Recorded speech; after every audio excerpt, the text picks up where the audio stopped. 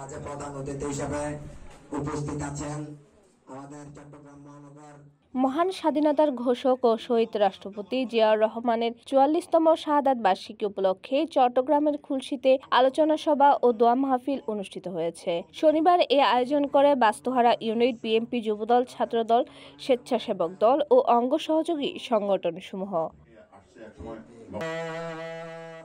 অনুষ্ঠানে সভাপতিত্ব করেন খুলশী থানা যুবদলের সাবেক যুগ্ম আহ্বায়ক মোহাম্মদ কামাল হোসেন। প্রধান অতিথি ছিলেন চট্টগ্রাম মহানগর বিএনপির যুগ্ম আহ্বায়ক শফিকুর রহমান স্বপন। প্রধান বক্তা ছিলেন খুলশী বিএনপির সাবেক আহ্বায়ক কমিটির সদস্য মনিরুল ইসলাম মনির।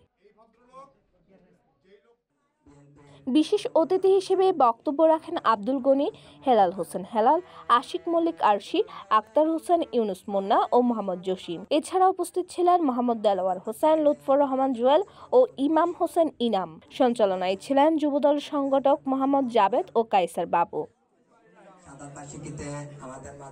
বক্তারা বলেন, শহীদ জিয়াউর রহমান দেশের গণতন্ত্র পুনঃপ্রতিষ্ঠায় অনন্য অবদান রেখেছে। তার আদর্শ ধরে দেশের সংকটকে সবাইকে ঐক্যবদ্ধ থাকার আহ্বান জানান তারা। পরিশেষে শহীদ জিয়াউর রহমান সহ সব শহীদদের রুহের মাগফিরাত কামনা করে দোয়া অনুষ্ঠিত হয়।